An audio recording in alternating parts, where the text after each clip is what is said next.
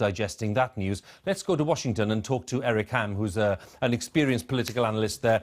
Good of you to join us, Eric. Thanks very much. I'm just wondering your first response to the way that this has developed today and the fact that clearly, so early on in this presidency, this has to be seen as a major setback.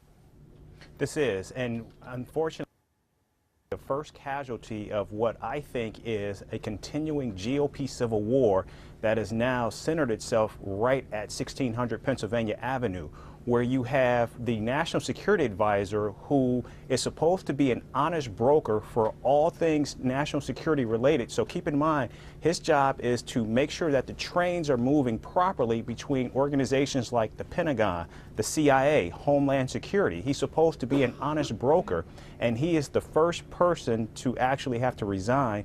Not even 100 days into this administration. This is very catastrophic, I think, for Donald Trump moving forward, particularly when you look at the number of other nominations that are going before the U.S. Senate.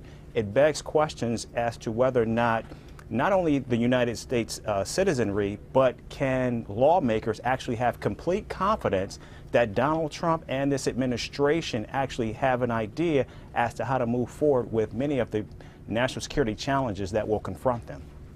All administrations, Eric, have setbacks. That's clear. I'm just wondering, put this in context for us in terms of previous administrations and whether we have any comparable examples. Actually, we don't. You're right. All administrations are going to have to confront challenges. We know that President Barack Obama struggled to deal with the issue of Syria and ISIS. We know that George W. Bush had to confront a 9/11 terror attack. But less than 100 days into your administration, and already we've seen a high-profile resignation from a top member of your national security team. That is very difficult and very hard to comprehend. Now, keep in mind, General Flynn has always been seen as a renegade. He was actually fired by President Obama. And so that was always going to be an issue that the Trump administration was going to have to deal with how loosely and how such a maverick this person was. But now there are so many challenges that we don't know, and we don't know exactly what President Trump's role has been in terms of what actions were taken by the National Security Advisor. So these are some questions that will, I think, continue to play out and unfortunately dog this president going forward.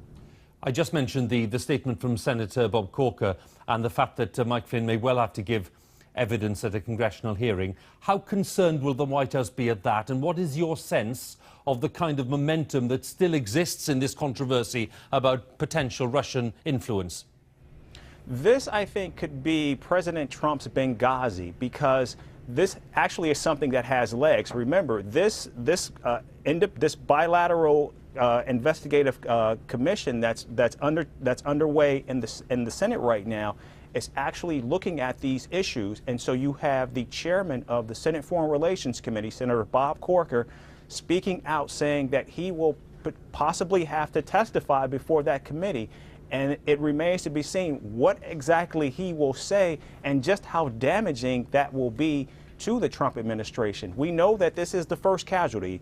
General Michael Flynn is the first casualty, but we're not sure if he will be the only casualty, and that remains to be seen. And I think this will paint a dark cloud over the Trump administration going forward. And I think it'll be very difficult for him to move forward on a number of other national security issues, for example, building the wall along the U.S. southern border, and some other issues in terms of addressing U.S.-Russia relations, U.S.-China relations. These are going to be this will be a cloud over this administration. I think it'll make it very difficult to get traction in the U.S. Congress for a number of issues that the Trump presidency wants to move forward. As you say, Eric, is a very, very complex area, not least in the Russian context. While you were speaking there, I'm just seeing here on the agencies that we're being told that Russia has deployed a new fully operational cruise missile in what US officials see as a violation of arms control treaties. And this is, by the way, from the administration itself. Now, when we have things of that magnitude going on, in the context of what you've been saying, do we think that, in your view, this White House is in a position at the moment to deal with this range of very complex issues? Well, understand that, the United States has a very large bureaucracy that can operate and has the capability. However, what we're missing is leadership at the top.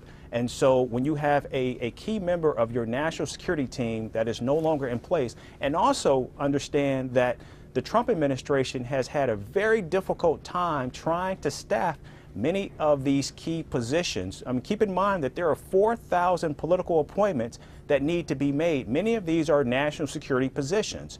And so you have a number of positions that still remain to be filled. And I think it's going to be very difficult for this administration to be able to adequately and strategically address many of the challenges that are beginning to constantly crop up because Donald Trump simply doesn't have the team around him that can actually move forward on many of these issues. Eric, good of you to join us. Thanks very much for talking to us today.